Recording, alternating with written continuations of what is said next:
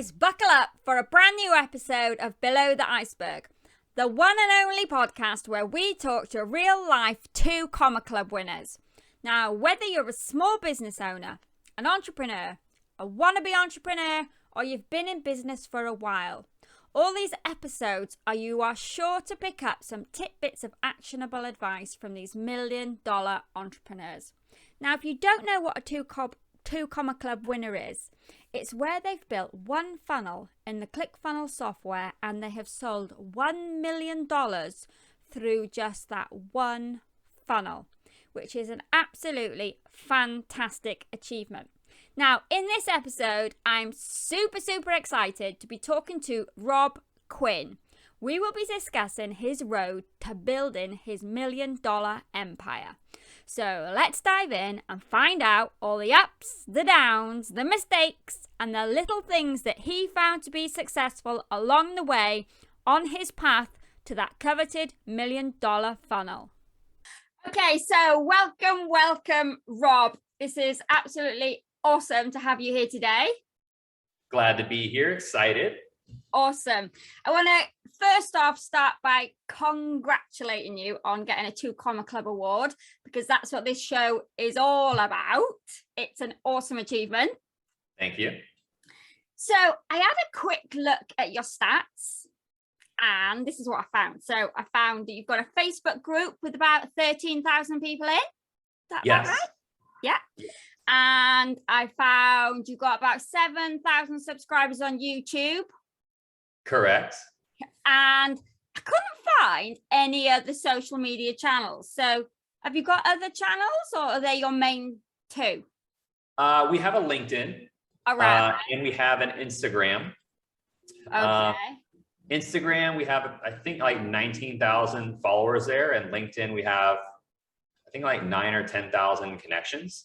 All right. Okay. Awesome. So is the Facebook group the main point of contact for you, though, where people can find you?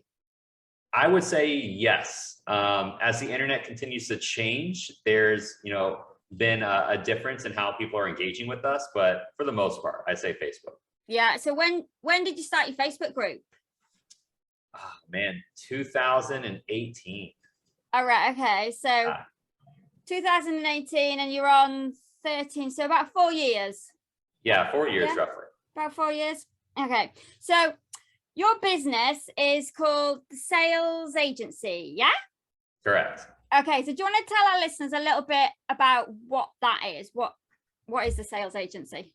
Definitely. So we work with agencies, coaches, consultants, and we help find them either account managers, appointment setters, or closers to help them continue to scale their business.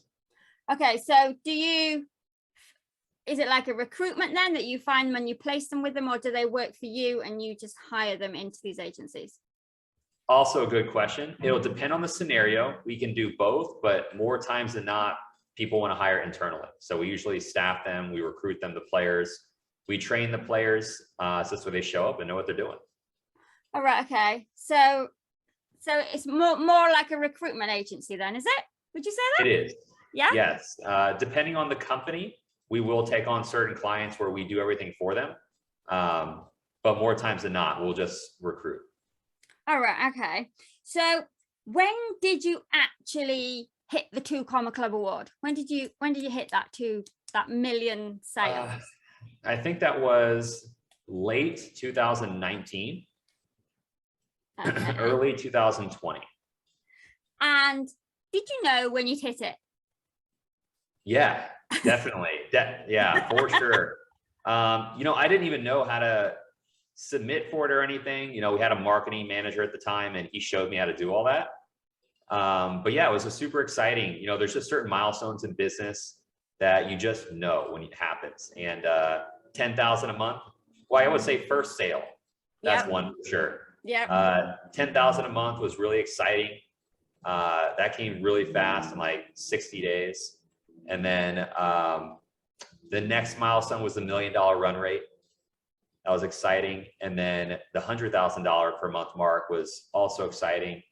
And then from there, it kind of all, you just keep moving. from there. You do a few $100,000 a month and it just all kind of blurs together and you're just focused more on the process rather than the revenue.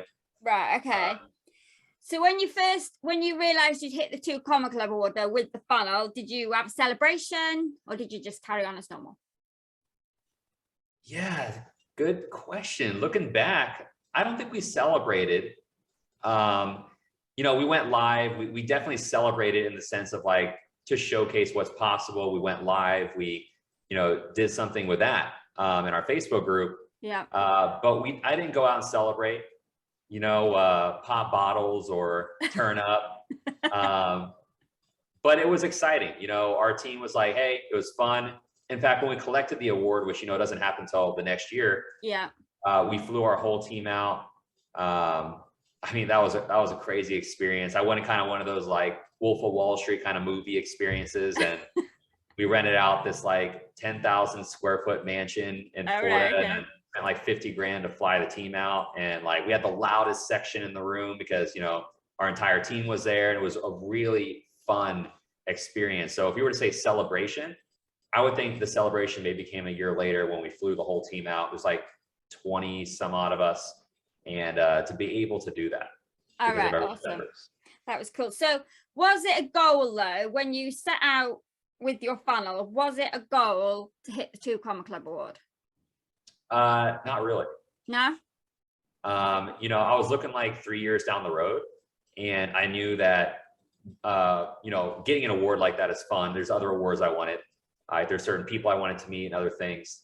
So I knew that hitting the 2 Comma Club award was just a necessary part of the journey.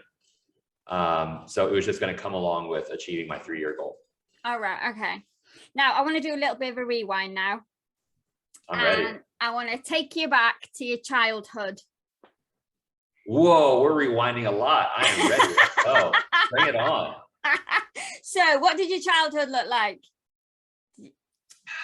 So it was very all over the place. When I was younger, my family's always been entrepreneurs. They've been in sales actually before they started their own business, and they were really good. They were really good. They were always #1 or #2 nationally for Progressive and where they worked, selling insurance, in case anyone's familiar with what is that. So they did really well. But, you know, when I was really young, before my mom got into that, you know, my dad wasn't there. So she was, you know, doing everything she could to take care of me and my brother. So we didn't have very much. And, you know, she spent all of her time working to support us. Okay. And I'm sure subliminally we saw that. And then it got to a point where, you know, she did remarry, but then she went through a crazy separation that unfortunately forced us, I was in high school at this point, unfortunately just kind of forced us in this separation, if you will, where we were living in shelters. My dad was going through rehab. So we were living in shelter for a while in high school, and then we ended up like house hopping. My brother was staying with friends. I was staying with friends, and my mom was just doing what she could to try to bring us back together. And so I definitely saw that as well. Like I love my mom, and I was definitely a mama's boy for sure.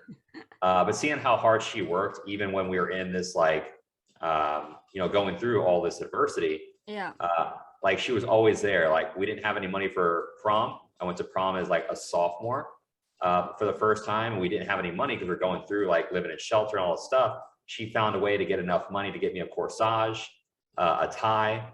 And it was just one of those things. She always did what she could to support us, and she always believed in me. That was one thing she never, ever, ever lacked any energy around, was she always believed that I could do whatever I said I wanted to. So I wanted to be a pro skateboarder at one point.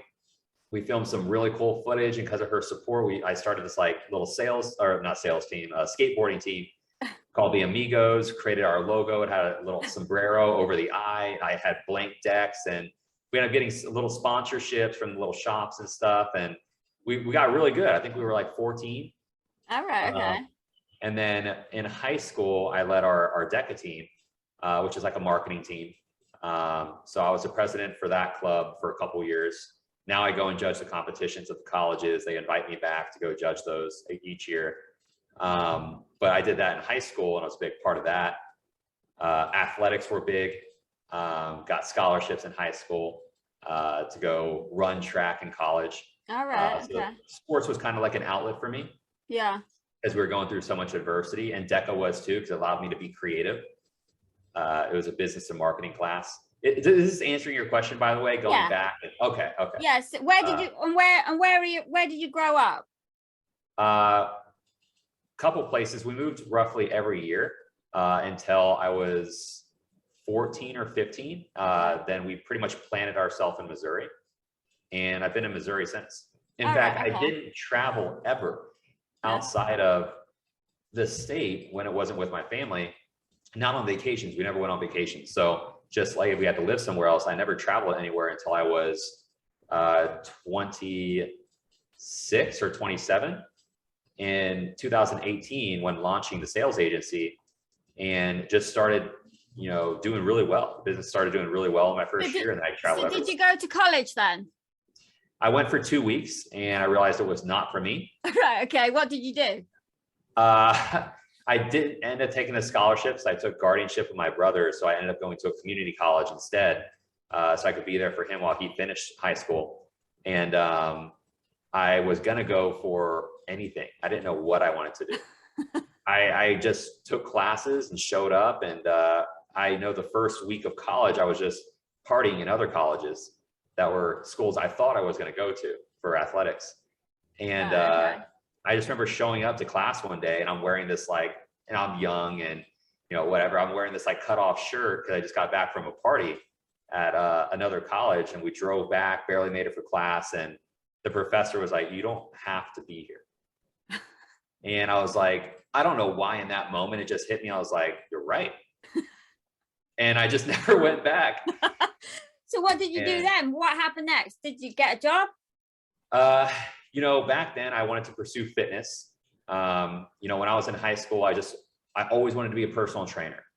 And so I was like, you know what, I'll just pursue this. You know, I'm 18 years old, and I start pursuing personal training, and I start competing in powerlifting because, you know, I was an athlete and lifting heavy was always a thing in school. Right. So I end up pursuing that. And I worked 3 jobs at the time: GNC, Sunglass Hut, and I stocked groceries in the morning. And while I'm trying to get my certification to be a personal trainer. Right. And of course, I don't like school. I don't like traditional learning. So I never got the certification. And instead, I just pursued the passion, and people recognized me for the passion. And by the time I was 19, I got nominated Best Personal Trainer in the Northland through like a big newspaper out here.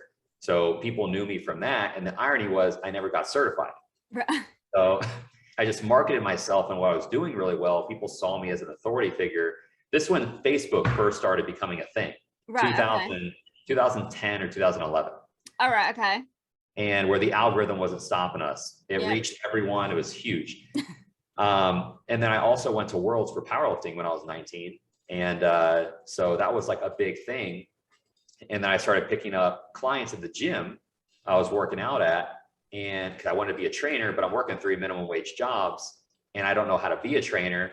So I cleaned the gym for a free membership, and he saw that. So he's like, "Hey, I know you want to be a trainer. There's clients in the morning that we can't support. Do you want to just pick up these clients, but they're like 3 a.m.? And I was like, "Oh yeah, what do I have to do?" And he's like, "Well, first you got to sell them. We're not selling it for you." And I was like, all right. So I show up at 3 a.m. to sell this client. And of course, back then I didn't know that people that showed up to the gym at that hour are very successful. They show up because they're trying to get all this stuff done in the morning, which I didn't learn about those types of habits until years down the road. Right. So I show up and I'm selling this guy training, and he lowballs me. But I just want the client. So he lowballs me to train him for $7.50 per hour. And I showed up 5 days a week for that first month. And after taxes, I made like $5 an hour. But I just needed the experience. I come to find out later, he owns a multi-million-dollar metal sheeting company. So anyway, I was like, wow, what a smart dude to lowball me for something he could afford. It just blew my mind. And so from there, people saw me training him, and the people coming in at 4 a.m., 5 a.m., you know, everyone before I had to go stock groceries at 9. And so then they're like, hey, would you train me too? And so I started picking up clients, and that's when I ended up getting nominated Best Trainer in the Northland, because people were saying stuff about me at the banks and everything else.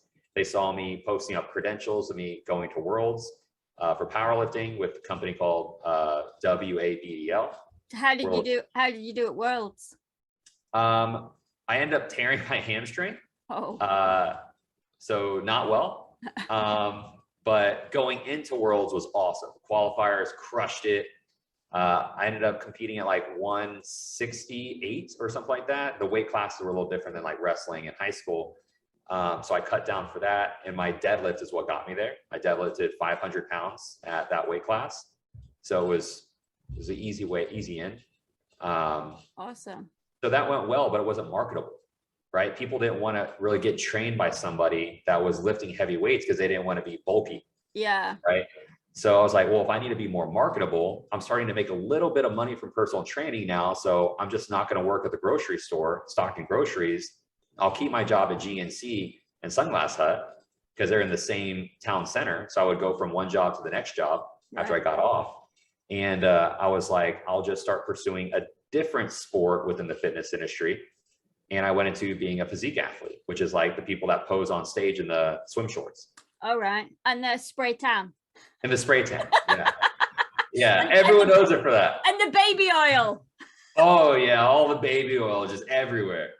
And just squirted on me. But that's what it was like. That really what it was like. And I was like, if I'm going to do something, I have to do it at the highest level. It's who I am. And I just feel like anything less than that is like, you're just stunting your potential, right? And you're just going through the motion. So I was like, how could I do this at the next level?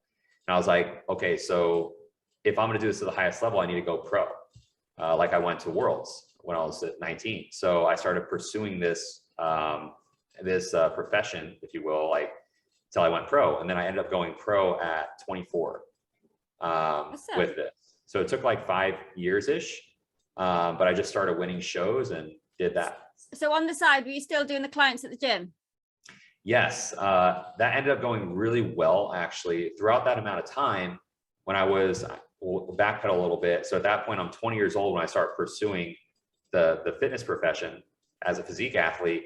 And I opened up a nutrition store at the time. Opened up your own store? I opened up my own at that point. Okay, how did that come about then? So this couple, awesome people, but they passed away in a car accident. And, someone in the gym saw that I was doing really well in this whole space of fitness. So they owned an Herbalife store. So he comes to me and he's like, hey man, there's a great deal on this. I would like to be your silent partner. And I'd like to go open up a fitness nutrition store with you if you wanted to. So he gave me the money. And of course I'm 20 years old, college dropout. I don't know anything about anything. I got lowballed a year ago to do personal training. I'm like, all right, well, my life's moving so fast. So and, was he a client in the gym? No, he just knew me because me and his son went to school together. Oh, right. Okay. So he came to me, and so he opened this store. Huge deal. It gets on the front page of all these newspapers and stuff because, high school alumni, Robb Quinn, at the time I was Robert Quinn opens up a store, and it was a big deal across everywhere, and it tanks in 8 months. Oh. So at the time I didn't understand what it meant to stay your lane, focus on one thing and not try to do a lot of different things because I didn't have a good mentor. So at the time I had also launched a powerlifting company because, a year ago I went to Worlds in my first year and I understood that I went to competitions. I was like, this seems like an easy business model. And I was always entrepreneurial. So I launched this company called the National Federation of Fitness, the NFF. And then we ended up scheduling 12 competitions across the country in the first year. And one was in the Branch Warren Classic, and it was an amazing roster. And that was the first time I made $1,000 in a day, was at a powerlifting competition that I held. Right. I was like, whoa, because what I did was, and we hear this now, it's a normal thing now to start a business with no money down, or buy a business with no money down, stuff like that. But back then it wasn't as popular. Yeah. So I remember I was like, all right, so how can I start this business with no money and leverage my influence, and then also find a place to be able to host the competition so I don't have to buy any equipment and then somebody not charge me. So I was like, all right, let's figure out how to do it. And because, I really didn't have any money at the time. So I just called a bunch of gyms. I said, I can get you free publicity if you let me host these competitions here. I'll market it. And this is who I am. And just let me use your equipment. It'll last this many hours. And I'll give you all the leads of people that come through that are in your area that sign up. And they're like, okay. And so I was like, sweet. So I got the locations, I got the equipment, I got the free everything. Everything was free. How did you market it? Just social media. Just went and I made Facebook posts. I created an awful website.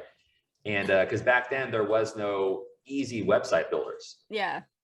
So even when I owned my nutrition store, which keep in mind, I was doing this at the same time, all of this at the same time, which became overwhelming. But when I owned that nutrition store, I tried to build a store to sell our supplements online. I told my silent partner, I was like, I really think that this is where the market's going. Like, I think people will buy this stuff online, so they don't have to come in. I think we could branch out of this little city. And he's like, well, I don't know anything about it. You can try to do it. I couldn't figure it out. Sure enough, huge market now, more than ever, of course, and this is why it's important to have a mentor, right? If I would have had somebody come to me back then and be like, you were on to something. But anyway, so I was doing that. But was that because there was no easy software to build on things then? No, was there? There wasn't. There was no Shopify. There was no Wix. There was none of that. And I was just trying to build it with code. And I didn't understand codes. And I was also trying to learn code while I was trying to learn how to buy product for the supplement store. And of course I got distracted with apparel. So now I'm starting this apparel line for the supplement store. I'm doing personal training in the studio in the back. And then trainers are coming to me because they know who I am and they want to do training for me. So I'm learning how to hire employees. And so I'm trying to do all this at once. And you have to keep in mind, I'm still 20 years old.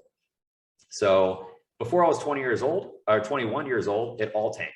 Lost the personal training business, lost the supplement store, lost the NFF. And so what did you do? Close them down? Shut them all down. I got in a $30,000 lawsuit, and it was just like a big thing. So that was my first experience with legal suits. That was my first experience with big failure, right? Because you have to also know that this was now going around town. Like, oh, Robert doesn't own the supplement store anymore. All this different stuff. It was a crazy deal. So what was the lawsuit? What was that? For which business was that? The supplement store. My silent partner had worked an agreement out with the landlord that I didn't know about. So I got caught up in a lawsuit that I didn't know could happen.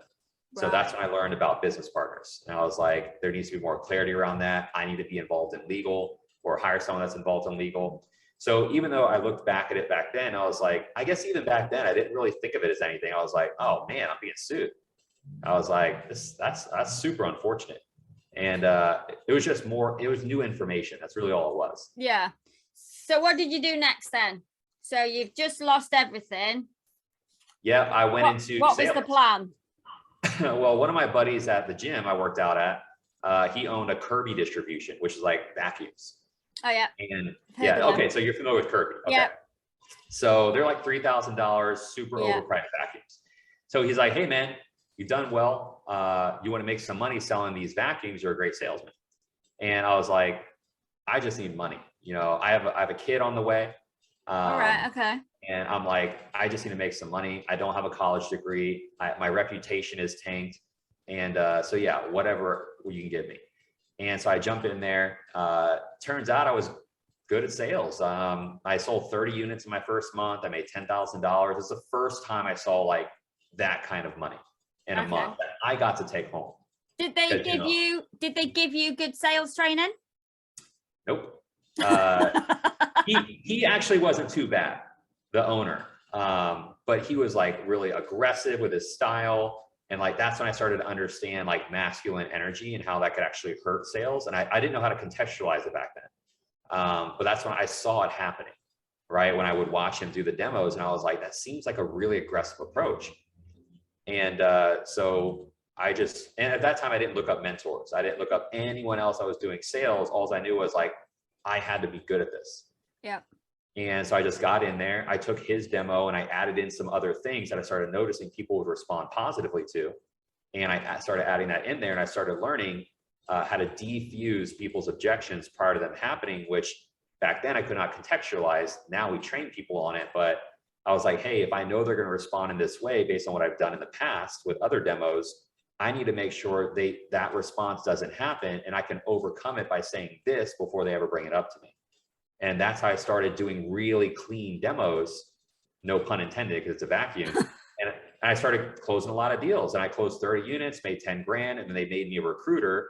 So I started recruiting and training people, and I realized I hated the business. It was super unethical in my opinion. Yeah. And I wanted out. I was like, and I found out how much it cost to get the vacuum, and I was like, whoa, I'm definitely out. And it's crazy. So how long did you do that for? 2 months. All right. Okay. Not that long then. Not that long, but what it taught me, not just with like thick skin and sales, it also taught me what margins looked like, good margins. And when I was in the supplement industry, the margins were pretty good, right? Personal training margins were also good. I was making 50% of what I was selling at the gym. I made 100% of what I was selling owning my own studio minus rent. And the supplements were marked up crazy, 2 to 3 time markup. And so margins were 66% plus on the product. And if you learn how to order in quantity, it's even better. But I didn't know that back then. And so I was selling the vacuums when it cost them like $200 or $300 to buy. I was selling it for $3,000, and also influencing people to want to do trades with me and giving me in-home bar sets, 4-wheelers, like all this stuff to get a discount on the vacuum. Right. Not get it free, but a discount on it. I was like, whoa. I was like, people will give you whatever you want if you're able to justify the value in it based on what they see value in, not value in the product. And I was like, this is crazy. This human behavior is crazy. And so that's when I really started to understand people. Okay. And so from there, again, I have a kid on the way. Now I have no money. And so you just left with no further plan? No, yeah. I'm 21. That's just how I operated back then. In my mind, I was like, I know how to create opportunity out of thin air. Like if I do, and my girlfriend at the time, my kid's mom now, and she always thought it was crazy, but she always believed in me too. She's an amazing person. And so kind of like my mom always believed in me. And so she's always trusted my judgment. I found a job on, I think Indeed or Craigslist or something, to sell gym memberships. All right. Okay. And I was like, oh, I sold it Anytime Fitness, which is the first gym I sold at. Yep. I was like, I could do this. And I walked in there. I've never seen anything like this before. It was Lifetime Fitness was the gym, the health club. I had never seen anything like this. It was this amazing, big, multi-million-dollar facility. And I was like, this is unbelievable. I've never seen anything like it. So I walk in there, people are wearing suits. The sales guys are wearing suits. And I used to show up to the gym in like cut off t-shirts and shorts. And people loved it. I was the gym rat. People knew me. And I was like, whoa, this is so different. And I just immediately was just so engulfed in the culture. I was like, this is exciting. And then I went in there. My first month, they let me sell without, back then they used to fly people to Minnesota at their headquarters to get certified. If you don't pass the test, they send you home in that week and you don't get to work for the company again. And it was really aggressive hiring process. Right. So they knew my background with the personal training. They knew my companies I started. They knew my success with Kirby. And they were like, we're going to let you sell before we send you to certification, which was a huge no-no in that company at the time. And so they let me do it.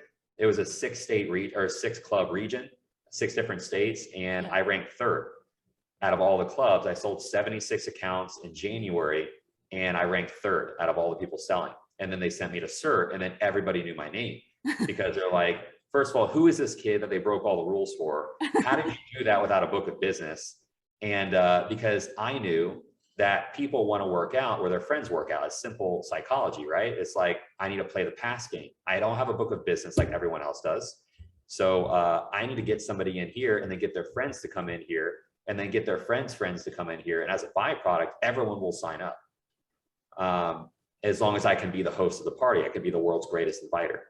So that's what I did.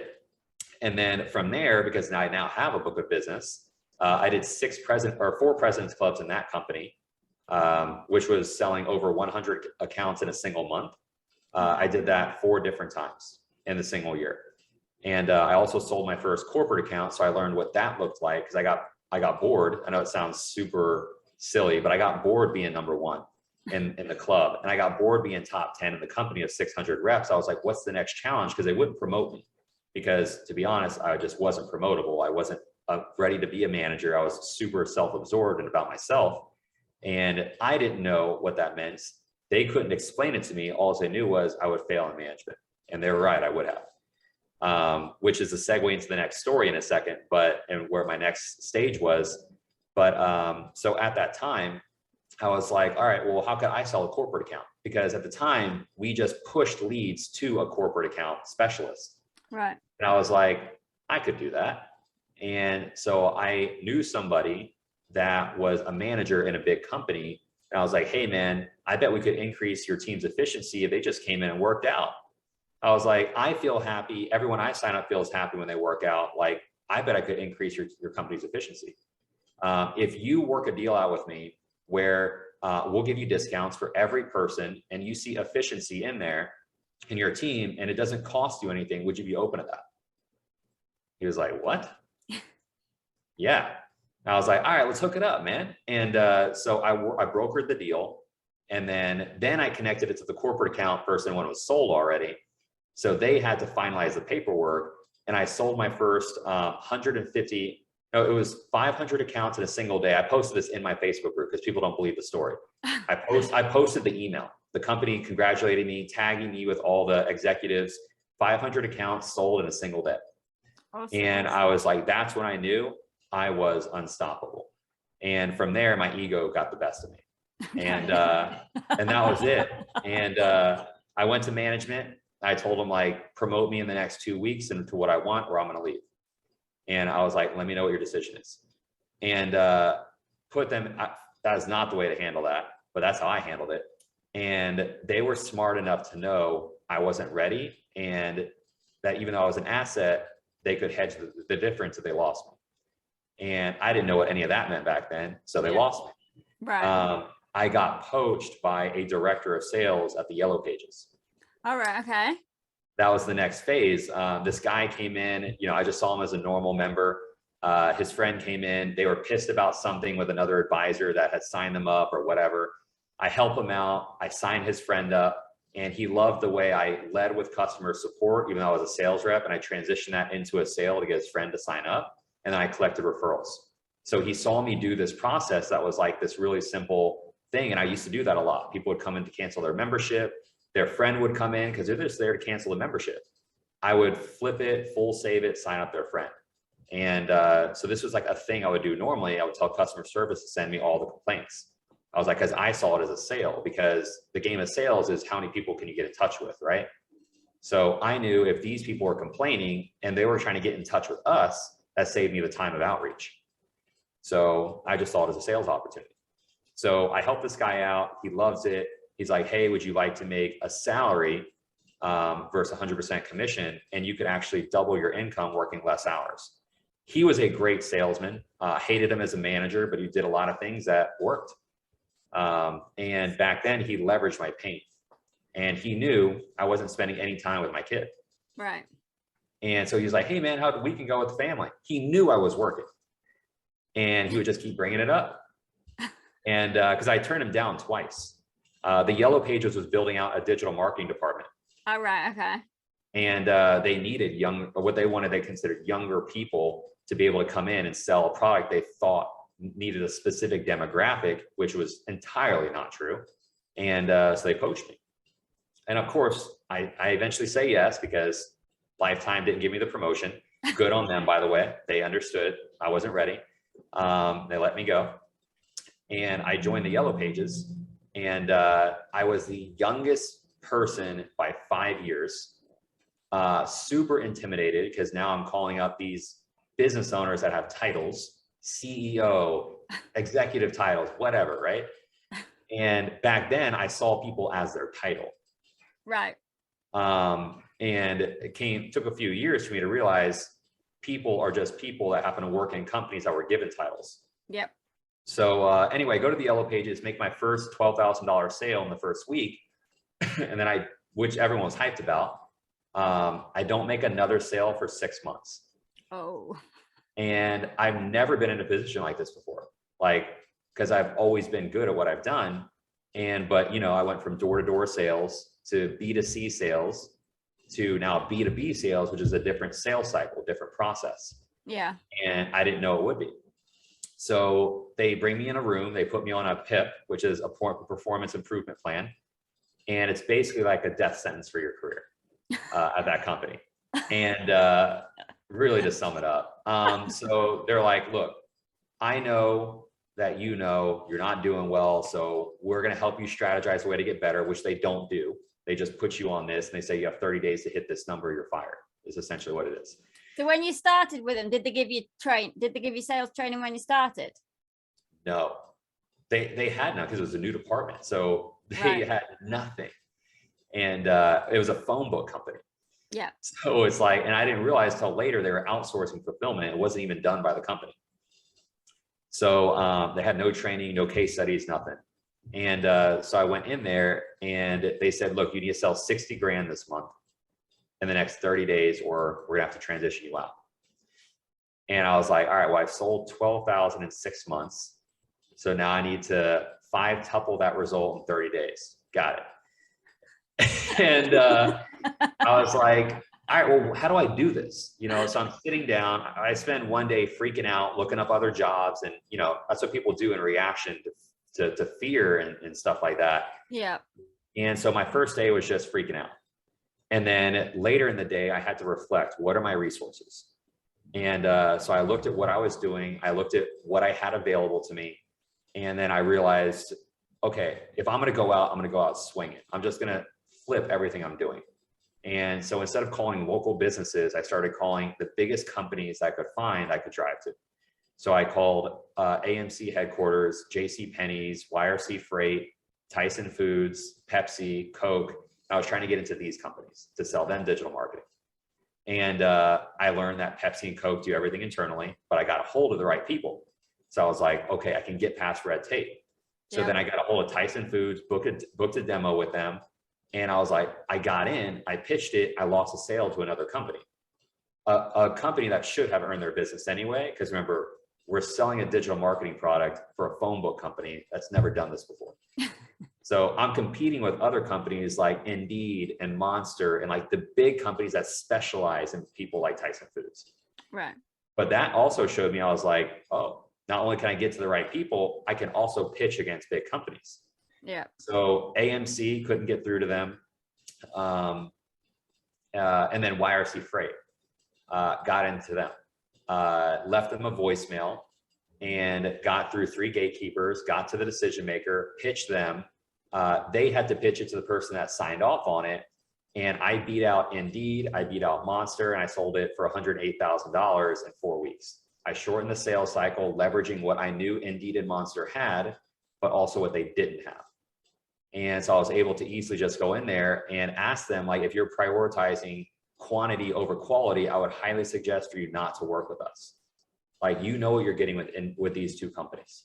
And I was like, it sounds like you've known that for years, but for some reason you didn't re-sign with them. I was like, I think you and I both understand why that is. Yes or no? And I was able to leverage what I knew their product was. Right. And I was able to talk to the company. And that's when I learned how to find gaps of opportunity. I want to ask you, how did you get past the gatekeepers? Because so many people can't get past gatekeepers. I leveraged what I knew they wanted. And so I knew going through the front door was too hard. The marketing department would not hear me out because I could cost somebody their job. Right. So I had to go the back door, and I knew, like, what else does this freight company do? I Googled it. What do freight companies do? Because I had no idea. And I just knew they were one of the biggest companies in the area. And so I Googled it and I knew, okay, so they do this thing called logistics. I didn't know what it was. Had to Google logistics. And then I saw they recruit drivers, like recruit truck drivers, because they need somebody to transport the goods. And so I was like, okay, so I'll just go that route because I bet it has less friction. So I tried to get through to recruiters, and I said, I've had a lot of success partnering with recruiters to find more quality applicants. Would you be open to seeing how we do that? If so, just give me a shout back and I'll run you through our process. That was my message. And didn't have to do with marketing, didn't have to do with anything. And so I get in to the right people. I leveraged something that at the time was super hot and not sold much of, but we got big data on it. It was called display advertising, which we all know now, right? But I was able to leverage geofencing because I knew that was a hot thing. And I leveraged the outcome and the big picture of the strategy for geofencing. So I didn't get lost in the weeds because I knew they wouldn't understand it was newer. They were used to using stuff like Indeed and Monster. So I couldn't talk about that. I would lose it. Right. So I had to talk about the big picture. I was like, hey, why aren't you guys just getting in front of truck drivers while they're sitting in the truck stops while they're sick and tired of driving and getting paid less than what they should be? Why aren't you getting in front of those people at that moment? What's stopping you from doing that? They're like, what do you mean? And that's when I found the big gap of opportunity. So I was like, yeah, we'll just put rings around them. So this way, when they pull out their cell phone, they see you guys. So we'll just do that at every truck stop in the nation so we can get in front of them when they're pissed off about the person they're driving for, and then we'll offer them the chance to be able to drive for a reputable company and make more money. Would you guys be down to leverage that? And they were like, yeah, we've never heard of that before. Right. And Okay. if I would have been like, it's called geofencing, and like we use big data and like brother, sister, and they would have lost them. So long story short, they say yes. It was an $18,000 per month agreement for 6 months. And that's when I learned I know how to sell big deals and beat out the big competition. So I was like, could I just take this same strategy and sell this to other trucking companies? And I was like, all right, let's roll with this because they clearly like it. And then I went in and started calling companies out of my territory at the Yellow Pages. Again, big no-no. Companies like that have territories. You're only allowed to work in a certain area. Right. But I knew I had a sauce no one else did. People didn't know that this was a big gap of opportunity with that specific niche. And at the time, I didn't call it a niche.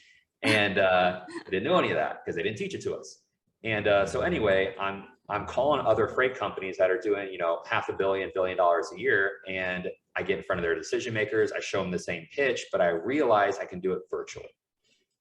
So that was the first time, which wasn't a thing at the Yellow Pages at the time, where they want you to drive to places. Yeah. And I was like, I'm wasting time. People don't even know why I'm there half the time. They forget. And so I was like, look, I'm just going to call them up and demo it over the phone. And Zoom, that's when we started using Zoom. I just demoed it, and then they loved it. And then people started buying these $5,000 a month packages on a couple month agreements. And at the time at the Yellow Pages, you had to sell contracts, right? It wasn't like digital marketing companies now. So you were doing that for Yellow Pages, or were you doing that for yourself on the side? For the Yellow Pages. You were doing that for the Yellow Pages.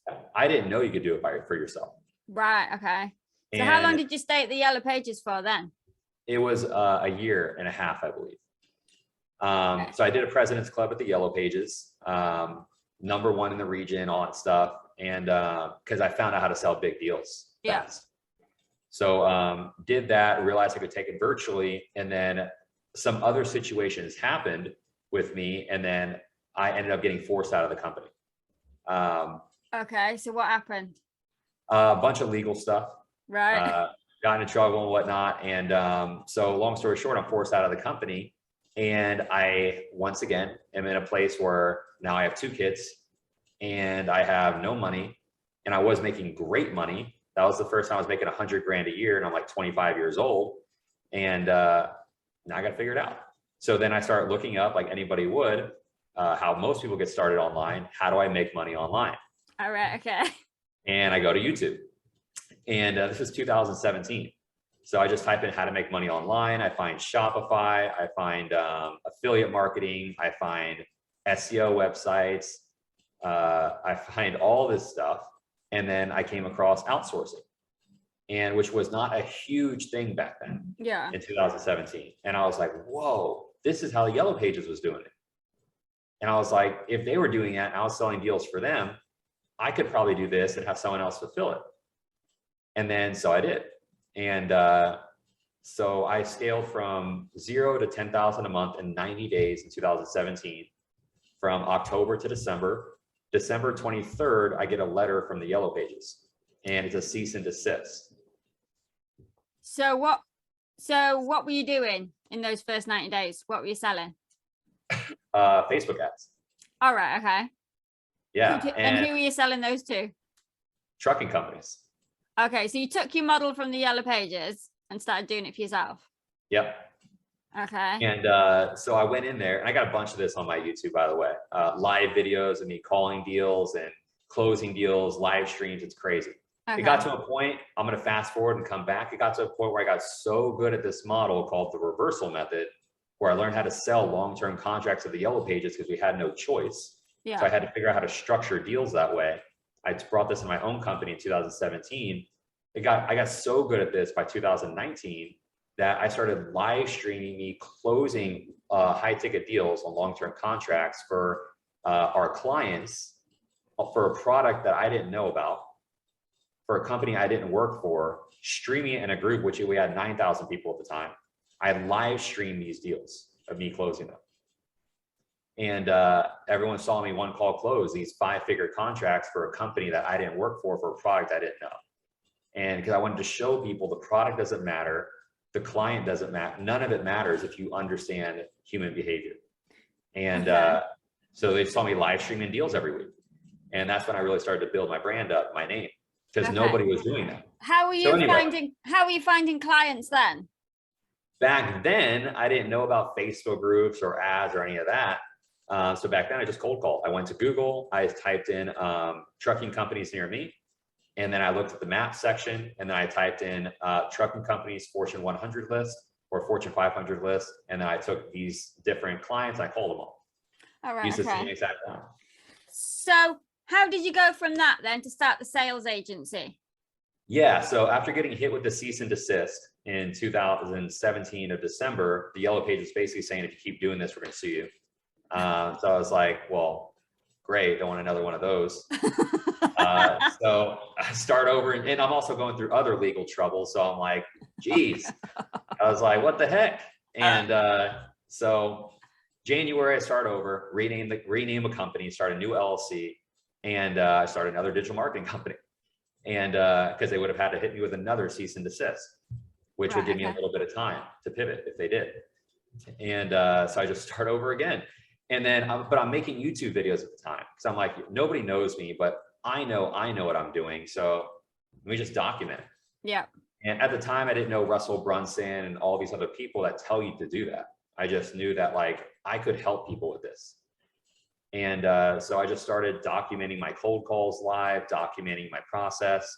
And now those videos are a big deal, because back then I didn't have money, right? Because I kept losing everything I was acquiring. Yeah. And so I was working out of my buddy's mom's business closet. Like she had a building, she owned a company, and they had a spare room, which is a utility closet, but they had internet. So, and I didn't have internet at the time. So I drove to that office to work. So I'm making these videos in a utility closet with like toilet paper and stuff in the background, cold calling these Fortune or these, $500 million companies. And that's how I started the career. So then and I heard a video from Alex Becker that said, just collect emails. Worst case scenario, you use them later. And I was like, I don't know what I would use them for, but yeah, let me just create this little squeeze page, and I'll just let people drop in their email. So I put that on my YouTube videos. And then I would tell people like, look, I don't know if I'll ever create anything. I don't know how to create anything, but if you guys want to hear from me later, if you find these videos valuable, just drop your email below.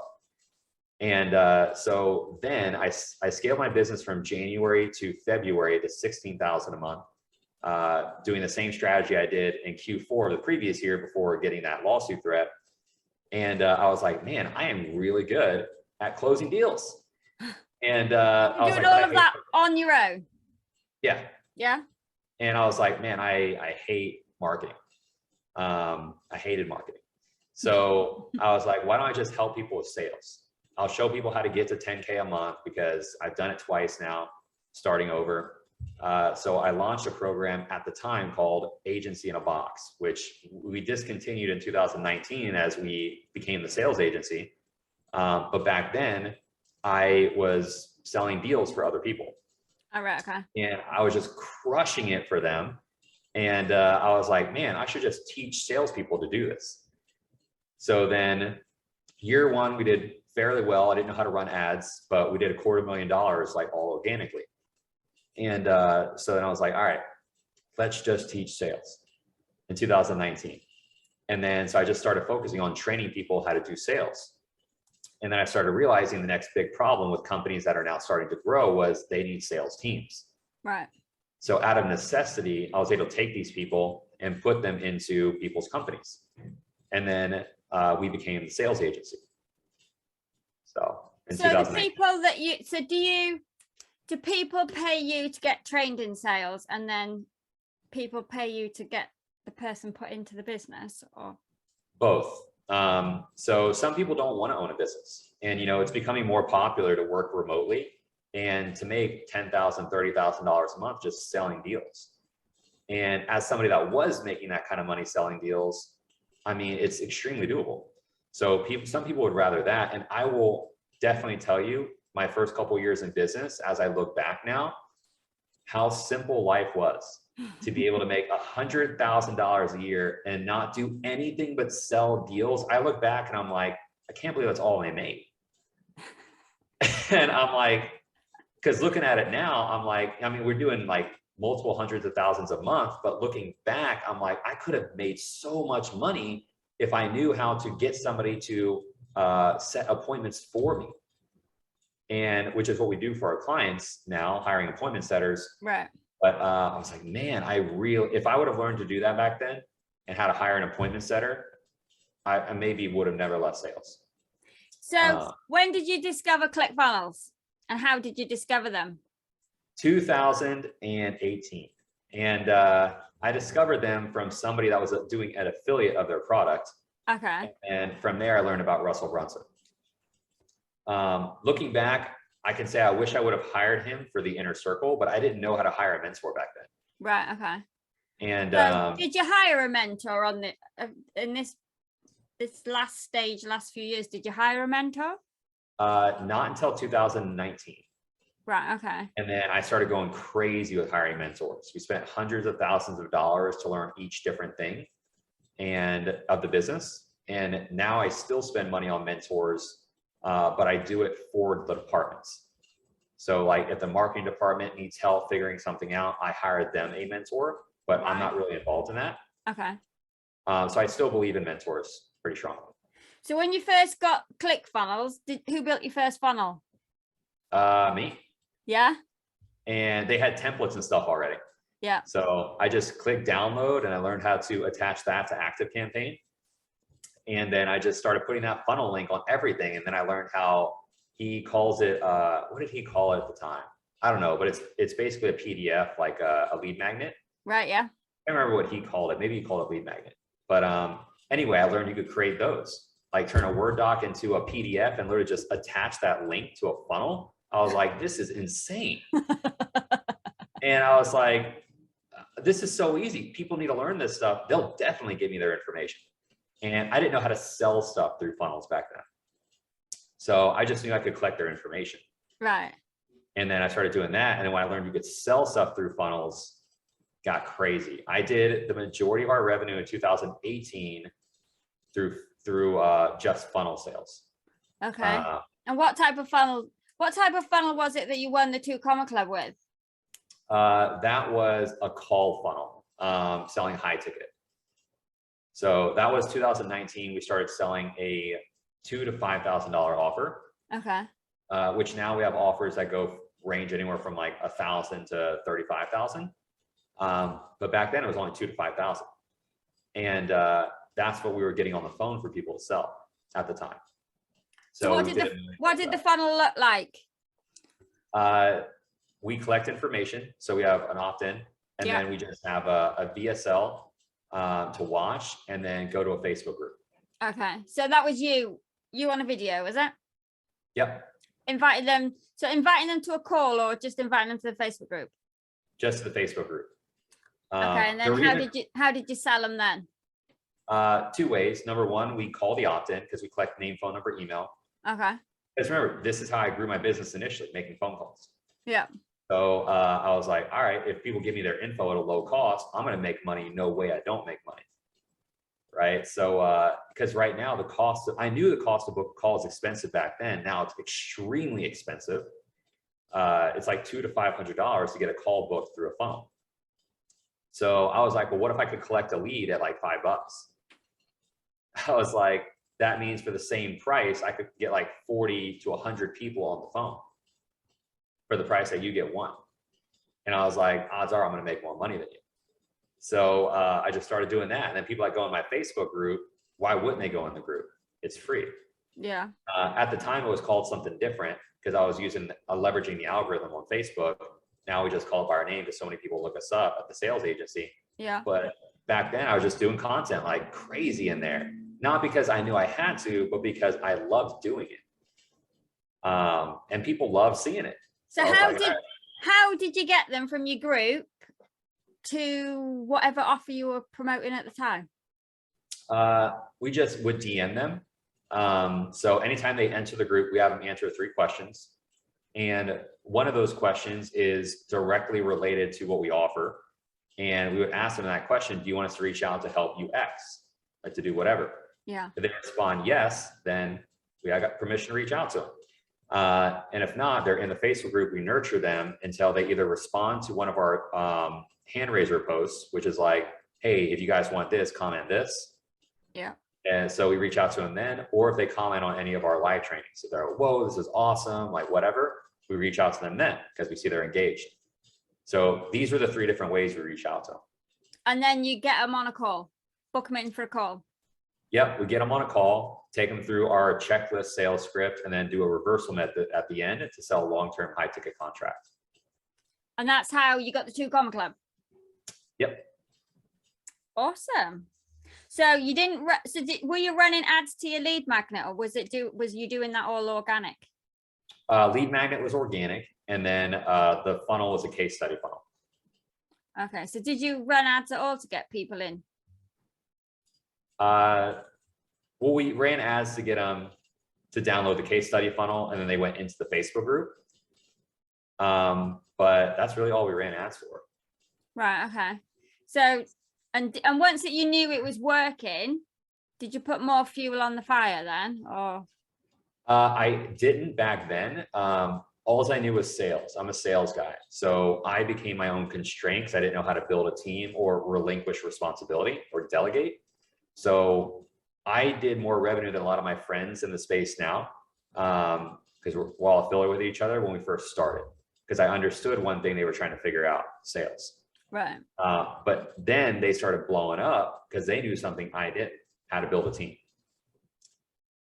So they blew up, they're doing millions of dollars a month now, some of them, not the saying we're not doing well, like a few $100 grand a month isn't like I'm not disappointed with our growth. It's just, that just goes to show I learned about being your own constraint. That was a big learning lesson for me. Right. Okay.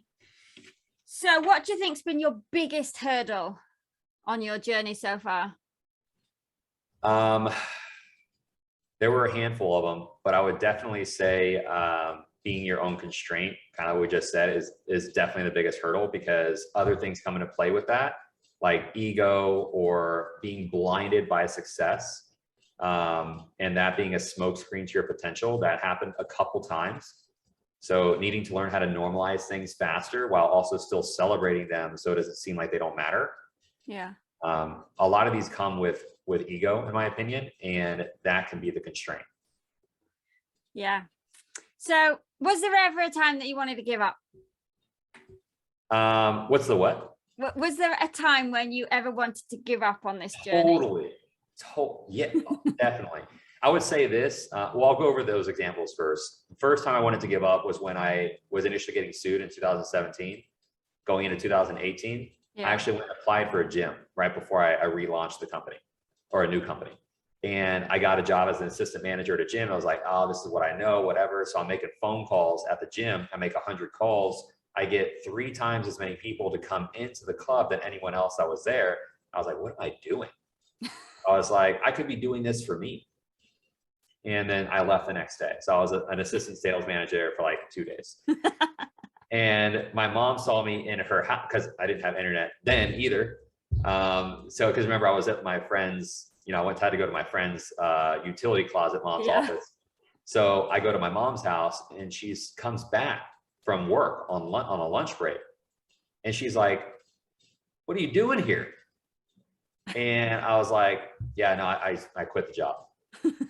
And I have 2 kids. And she's like, oh my God, Robert, no. And I'm like, Mom, it's gonna be okay. I'm like on Craigslist trying to figure things, like look for things that I want, like a laptop and stuff. And anyway, she thought I was crazy, but that was the first time I thought I was gonna quit. And over the years, there's been a lot of like, oh man, where's this money gonna come from so we can do this or whatever. And once I learned that money was just a construct and will flow into your life if you fall in love with the process and you're intentional with your actions and you have a really strong purpose, I started realizing that money really, it's just gonna sound so woo-woo, but like money doesn't really exist. It's just a construct that flows into your life based on that process. So once I learned that and how like it doesn't matter how much I don't have or how much I do have, if I keep compounding my intentional actions that are towards my big vision, it's going to be impossible for me not to make money, and I will become desirable and people will want to be a part of that. And so I just stopped worrying about the money piece. And then also I learned that growth requires tolerance and patience. And the people that stay in the game the longest will always beat the flash in the pans. So if you can increase your level of patience and increase your level of tolerance to deal with shit that happens to you, you will inevitably become successful by sheer law of consistency. Looking back, do you think on those times where you were thinking of giving up, a lot of people say when you're thinking of giving up, the people who don't give up, you're on the cusp of something really great, and the people who give up, do you know what I mean? Do you feel that happened to you, those points where you're thinking of giving up, very soon after that point, it all blew up? I would say yes, but it's because of the awareness around the moving pieces. For me, if I would have kept doing the same thing, thinking this one action will get me the thing that I want, get me out of this, whatever I'm in, I wouldn't have made it. I had to really sit, and kind of like I did when I got on that PIP at the Yellow Pages, right? I had to evaluate my resources. What do I have available to me now that could help get me out of this situation? Something I've always been is resourceful, which is why I believe a lot of entrepreneurs are able to start a business with no money, is they understand that the resources they have available, because they don't have money, they have no choice. Yeah. So when you're in that type of position, you just need to look at, okay, what are all the things I do well? What are all the things I have available to me? What are all the things I could leverage as a backup plan if I do continue to do this and it doesn't work very well? What's my timeline involved with, if I hit my backup plan, how much extra room do I have left to continue to pursue this before I do run out of everything? If I max out that backup plan, what's my backup plan to that backup plan? Do I borrow money from friends? Do I take out new loans? Do I get another mortgage on my house? If I get to that point in this, is it all worth it? What is my purpose and what would make it worth it if I got to that point? So it's like, I'm thinking of all of these things, and I knew that I couldn't afford not to do it. Yeah. So, because if I went to a job, I won't make anywhere near as much as I would if I did this business. And if I scaled my business, I'm going to have to learn how to hire a team, which I'll make less money, but it's towards a big vision. So it made sense. So how many people have you got on your team now? 25, all full-time, all in the US. Actually, no, 2 in Canada, the rest in the US. Awesome. So what's your focus now then for 2022? Yeah, so now we have a great product that works really well, and a team to go behind it. It's optimizing team, adding in software to increase efficiency, decrease labor costs, and better leverage the labor costs that we do have, and developing these softwares to do those things that are also going to help more people with less friction to get involved. All right. So. Okay. And what do you actually do on a daily basis?